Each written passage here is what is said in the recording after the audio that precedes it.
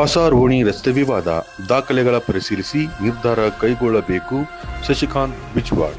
ಭವಾನಿ ಶಂಕರ ದೇವಸ್ಥಾನದ ವಿವಾದ ಇದೆ ಹಾಗೂ ಅದರ ಒಂದು ಪೂರ್ವಪರ ವಿಚಾರ ಮಾತಾಡಲಿಕ್ಕೆ ಬಿಜೆಪಿಯ ಮುಖಂಡರಾದಂತಹ ಶಶಿಕಾಂತ್ ಬಿಜ್ವಾಡ್ ಅವರು ನಮ್ಮ ಜೊತೆ ಇದ್ದಾರೆ. ಬನ್ನಿ ಇದರ ಬಗ್ಗೆ ಅವರ ಒಂದು ಅಭಿಪ್ರಾಯ ಹಾಗೂ ಅವರ ಒಂದು ಸಲಹೆ ಏನು ನೀಡ್ತಾರೆ ಅಂತ ಕೇಳಿ ನೋಡೋಣ. ಸರ್ ನಮಸ್ಕಾರ. ನಮಸ್ಕಾರ ಸರ್. ನಮಸ್ಕಾರ. ಏನಂತಂದ್ರೆ ತೀವ್ರ ಅಂದ್ರೆ ಹಿಂದೂ ಮುಸ್ಲಿಮರ ಭಾವೈಕ್ಯತೆ ಅಥವಾ ಹಿಂದೂ ಮುಸ್ಲಿಮರ ಒಂದು ಅವರ ಒಂದು ಏನು ಭಾವನೆಗಳಿಗೆ ಧಕ್ಕೆನೋ ಅಥವಾ ಒಂದ್ ಸೈಡ್ ಅಥವಾ ಏನಾದರೂ ಡಿಸಿಷನ್ ಬರುವಂತಹ ಲಕ್ಷಣಗಳು ಕಾಣ್ತಾ ಇದಾವೋ, ಈ ತರ ಎಲ್ಲ ಚರ್ಚೆಗಳಾಗ್ತಾ ಇದ್ದಾವೆ. ಅಲ್ಲಿ ಪುಷ್ಕರಣಿ ಇಲ್ಲ ಅನ್ನೋದು ಬೇರೆಯವ್ರ ವಾದ, ಇತ್ತು ಅನ್ನೋದು ಇನ್ನೊಬ್ರ ವಾದ. ಇದ್ರ ಬಗ್ಗೆ ತಾವೇನು ಹೇಳ್ತೀರಿ? ಏನಿಲ್ಲ ಸರ್, ಮೊನ್ನೆ ಏನಾಯಿತು, ಮಾನ್ಯ ಪೂಜ್ಯ ಮಹಾಪೌರರಿಗೆ ಒಂದು ಕರೆ ಬಂತು. ನಾನು ಕೂಡ ಅವ್ರ ಒಟ್ಟಿಗೆ ಇದ್ದೆ. ಅವಾಗ ಕರೆ ಬಂದು, ಇಲ್ಲ ಅಲ್ಲಿ ಇಕ್ಬಾಲ್ ನವಲೂರ್ ಅಂತ ವಾರ್ಡ್ನಲ್ಲಿ ಅನಧಿಕೃತವಾಗಿ ರಸ್ತೆ ಕಾಮಗಾರಿ ಆಗತೈತಿ, ತಾವು ದಯವಿಟ್ಟು ಇಲ್ಲಿ ಬರಬೇಕು ಅಂತೇನೋ XYZ ಫೋನ್ ಬಂತು.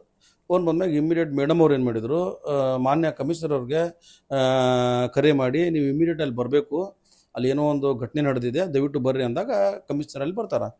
ಕಮಿಷನರು ಮತ್ತು ಪೂಜ್ಯ ಮಹಾಪೌರರು ಮತ್ತು ಎನ್ ಶಶಿಕುಮಾರ್ ಪೊಲೀಸ್ ಆಯುಕ್ತರು ಎಲ್ಲರೂ ಕೂಡಿ ಬಂದಾಗ ಅಲ್ಲಿ ಒಂದು ಪಾರ್ಟಿ ಕಡೆಯಿಂದ ಅಂದರೆ ಹಿಂದೂ ಪರ ಸಂಘಟನೆಗಳ ಕಡೆಯಿಂದ ಇದು ಅನಧಿಕೃತವಾಗಿ ರೋಡ್ ಮಾಡತ್ತಾರ, ಇಲ್ಲಿ ಪುಷ್ಕರಣಿ ಇತ್ತು, ನಮ್ಮ ಪುರಾತತ್ವ ಇಲಾಖೆ ಇದು ಒಂದು ಜಾಗ ಇದೆ, ಈ ಪುರಾತತ್ವ ಇಲಾಖೆ ಜಾಗೆಯಲ್ಲಿ ಒಂದು 100 ಮೀಟರ್ ಒಳಗಡೆ ಯಾವುದೇ ಒಂದು ಕೆಲಸ ಕಾರ್ಯಗಳನ್ನ ಮಾಡಬೇಕಾದ್ರೆ ಪುರಾತತ್ವ ಇಲಾಖೆಯಿಂದ ಪರ್ಮಿಷನ್ ತಗೋಬೇಕು, ಪರವಾನಗಿ ತಗೊಂಡು ಮಾಡಬೇಕು ಅನ್ನುವಂಥ ರೂಲ್ ಇದೆ. ಇವರು ಯಾವುದೇ ರೀತಿಯಿಂದ ಪರ್ಮಿಷನ್ ತಗೊಂಡಿಲ್ಲ ಮತ್ತು ಇವರು ಯಾವುದೇ ರೀತಿಯಿಂದ ರೂಲ್ಸ್ ಆ್ಯಂಡ್ ರೆಗ್ಯುಲೇಷನ್ಸ್ ಎಲ್ಲ ವೈಲೇಷನ್ ಮಾಡಿದಾರ ಅನ್ನುವಂಥದ್ದು ವಾದ ಅವ್ರದ್ದಿತ್ತು.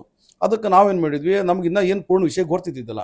ಆಮೇಲೆ ಅಲ್ಲಿರುವಂಥ ಸ್ಥಳೀಯ ಕಾರ್ಪೊರೇಟರ್ಗೂ ನಾವು ಮಾತಾಡಿದ್ವಿ, ಯಾಕ್ರಿ ಸಾಹೇಬ್ರ ಏನಾಗಿದೆ ಅಂತ. ಇಲ್ರಿ, ಇಲ್ಲಿ ನಮ್ಮ ಮನೆಗೆಲ್ಲ, ನಮ್ಮ ಜನಕ್ಕೆಲ್ಲ ರೋಡ್ ಬೇಕಾಗಿದೆ, ಸಾಕಷ್ಟು ಮನೆಗಳು ಇದಾವೆ, ಇಲ್ಲಿ ಜನತಾ ಕ್ವಾರ್ಟರ್ಸ್ ಇದಾವೆ, ಮಂದಿ ಬೀಳ್ತಾ ಇದ್ದಾರೆ, ಹಂಗೆ ಹಿಂಗಂತ ಅವರಲ್ಲಿ ವಿಷಯಗಳನ್ನ ಅವ್ರು ಹೇಳಿದ್ರು. ಸರಿ, ನೀವು ಹೇಳೋದು ಸರಿ ಐತಿ, ಆಸ್ ಪರ್ ನೀವು ಅಲ್ಲಿ ಒಂದು ಮಹಾನಗರ ಪಾಲಿಕೆ ಸದಸ್ಯರಾಗಿ ಇಲ್ಲಿ ರೋಡ್ ಬೇಕನ್ನಕತ್ತಿದ್ದು ಸರಿ ಐತಿ.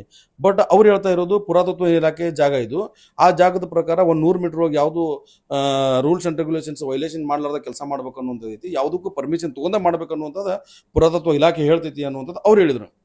ಅದಕ್ಕೆ ಮೇಯರ್ ಅವ್ರು ಏನು ಮಾಡಿದ್ರು, ಕಮಿಷನರ್ ಅವ್ರಿಗೆ ಆದೇಶ ಮಾಡಿದರು, ಕಮಿಷನರ್ ಸಾಹೇಬ್ರ ಈಗ ಎಲ್ಲಿ ಮಾಡಾಗಿದೆ ಕೆಲಸ ಅಲ್ಲಿಗೆ ಸ್ಟಾಪ್ ಮಾಡಿರಿ, ಮುಂದಿನ ಕೆಲಸ ಮಾಡಕ್ಕೆ ಹೋಗ್ಬೇಡ್ರಿ ಅಂತ ಅಲ್ಲಿಗೆ ಅವ್ರು ಸ್ಟಾಪ್ ಇಡಿಸಿದ್ರು. ತದನಂತರ ಅಲ್ಲಿಂದ ಏನಾಯಿತು, ಎನ್ ಶಶಿಕುಮಾರ್ ಸಾಹೇಬರಾಗಿರ್ಬೋದು, ಪೂಜ್ಯ ಮಹಾಪೌರರಾಗಿರ್ಬೋದು ಮತ್ತು ಉಳಿದವಾಡ ಮಹಾನಗರ ಪಾಲಿಕೆಯ ಕಮಿಷನರ್ ಆಗಿರ್ಬೋದು ಮತ್ತು ಅಲ್ಲಿರುವಂಥ ಸ್ಥಳೀಯ ಕಾರ್ಪೊರೇಟರ್ ಆಗಿರ್ಬೋದು, ಆ ಕಾರ್ಪೊರೇಟರ್ ಜೊತೆ ಇರುವಂಥ ಅವರು ಸ್ಥಳೀಯ ಜನರಾಗಿರ್ಬೋದು ಮತ್ತು ಭವಾನಿ ಶಂಕರ್ ಗುಡಿಗೆ ಸಂಬಂಧಪಟ್ಟಂಥ ಎಲ್ಲ ಸ್ಥಳೀಯ ಜನರಾಗಿರ್ಬೋದು, ಹಿಂದೂಪರ ಸಂಘಟನೆದಾಗಿರ್ಬೋದು, ಎಲ್ಲರೂ ಕೂಡಿ ಒಂದು ವೇದಿಕೆಯೊಳಗೆ ಕುಂತು ಮಾತಾಡೋಣ ಅಂತೇಳಿ ಮೇಯರ್ ಹೇಳಿದಾಗ ಅವರೆಲ್ಲರೂ ಮೇಯರ್ ಮಾತಿಗೆ ಗೌರವವನ್ನು ಕೊಟ್ಟು ಮಹಾನಗರ ಪಾಲಿಕೆಗೆ ಶನಿವಾರ ದಿವಸ ಮಧ್ಯಾಹ್ನ 12 ಬಂದರು ಅವರು. ಅದು ಬಂದ ನಂತರ ಭವಾನಿ ಶಂಕರ ದೇವಸ್ಥಾನದ ಟ್ರಸ್ಟ್ ಕಮಿಟಿಯ ಎಲ್ಲ ಮೆಂಬರ್ಸ್ ಆಗಿರ್ಬೋದು, ಹಿಂದೂಪರ ಸಂಘಟನೆದವರಾಗಿರ್ಬೋದು, ಅವ್ರದ್ದು ವಾದ ಏನಿತ್ತು, ನಮಗೆ ಯಾವುದೇ ರೀತಿಯಿಂದ ಯಾವುದೇ ಕೋಮಿನ ಜೊತೆ ಆಗಲಿ, ಯಾವುದೇ ಒಬ್ಬ ಮಹಾನಗರ ಪಾಲಿಕೆ ಸದಸ್ಯನ ಜೊತೆ ಆಗಲಿ, ಯಾರ್ದು ನಮ್ದೇನು ವಾದ ವಿವಾದ ಏನಿಲ್ಲ, ನಮ್ದು ವೆರಿ ಕ್ಲಿಯರ್ ಇದೆ ಸಬ್ಮಿಷನ್. ನಮ್ಮ ಭವಾನಿ ಶಂಕರ ದೇವಸ್ಥಾನ ಇದು ಪುರಾತತ್ವ ಇಲಾಖೆಯ ಜಾಗ ಆಗಿದೆ, ಅದಕ್ಕೆ ಸಂಬಂಧಪಟ್ಟಂತ ಒಂದು ಜಾಗ ಇದು.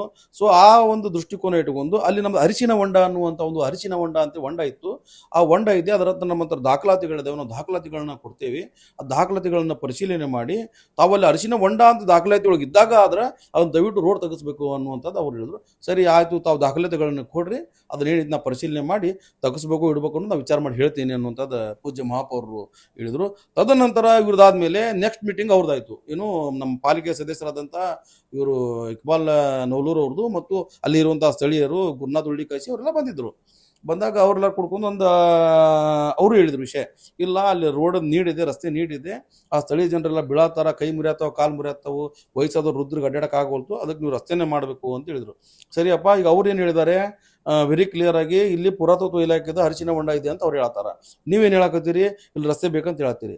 ಇಬ್ರು ಕೂಡಿ ಬುಧವಾರದ ಗುರುವಾರದೊಳಗಾಗಿ ಒಂದು ಗಡುವು ಕೊಡ್ತೀವಿ, ಅಷ್ಟೊಳಗೆ ದಾಖಲಾತಿಗಳನ್ನ ತೊಗೊಂಡು ಬರ್ರಿ, ಇದೇ ಕಚೇರಿಯಲ್ಲಿ ಕುಂತು ಮತ್ತೊಮ್ಮೆ ಸರಿ ಮಾಡೋಣ ಅಂತೇಳಿ ಪೂಜ್ಯ ಮಹಾಪೌರರು ಇಬ್ಬರಿಗೂ ಸಮಾಧಾನ ಮಾಡಿ, ಯಾವುದೇ ರೀತಿಯಿಂದ ಶಾಂತಿ ಭಂಗ ಆಗಬಾರ್ದಂತೆ ಎನ್ ಶಶಿಕುಮಾರ್ ಅವ್ರ ನೇತೃತ್ವದಲ್ಲಿ ಯಾರ್ಯಾರಿಗೆ ಏನೇನು ವಿಷಯಗಳನ್ನ ಹೇಳಬೇಕು, ಎನ್ ಶಶಿಕುಮಾರ್ ಸಾಹೇಬರಾಗಿರ್ಬೋದು ಅಥವಾ ನಮ್ಮ ರುದ್ರೇಶ್ ಗಾಳಿ ಸಾಹೇಬರಾಗಿರ್ಬೋದು ಮತ್ತು ನಮ್ಮ ಪೂಜ್ಯ ಮಹಾಪೌರರಾಗಿರ್ಬೋದು, ಈ ಎರಡೂ ಪಾರ್ಟಿಗೂ ಸಮಾಧಾನ ಮಾಡಿ ಇಲ್ಲಿಂದ ಯಾವುದೇ ರೀತಿಯಿಂದ ಕೋಮು ಗಲಭೆಗೆ ನೀವು ಅವಕಾಶ ಮಾಡಿ ಕೊಡಕ್ಕೆ ಹೋಗ್ಬಿಡ್ರಿ, ನಾವೆಲ್ಲ ಒಂದೇ ತಾಯಿಯ ಮಕ್ಕಳು, ನಾವು ಶಾಂತಿ ಮತ್ತು ಸೌಹಾರ್ದತೆಯಿಂದ ಇರಬೇಕು ಅಂತೇಳಿ ಪೂಜ್ಯ ಮಹಾಪೌರ ಆದೇಶ ಮಾಡಿ ಅವರಿಗೆಲ್ಲ ಹೇಳಿ ಕಳಿಸಿದೆ ಸರ್.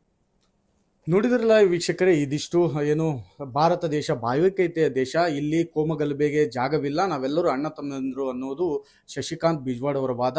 ಹಾಗೂ ದಾಖಲಾತಿ ಸಮೇತ ಬಂದಲ್ಲಿ ನ್ಯಾಯಯುತವಾದಂಥ ತೀರ್ಮಾನವಾಗ್ತಿದೆ ಅನ್ನೋದು ಅವರ ಉದ್ದೇಶ. ಇದು ನಾನು ನಿಮ್ಮ ಶಶಿಕಾಂತ್, ಪಬ್ಲಿಕ್ ಫೈ ನ್ಯೂಸ್, ಹುಬ್ಬಳ್ಳಿ.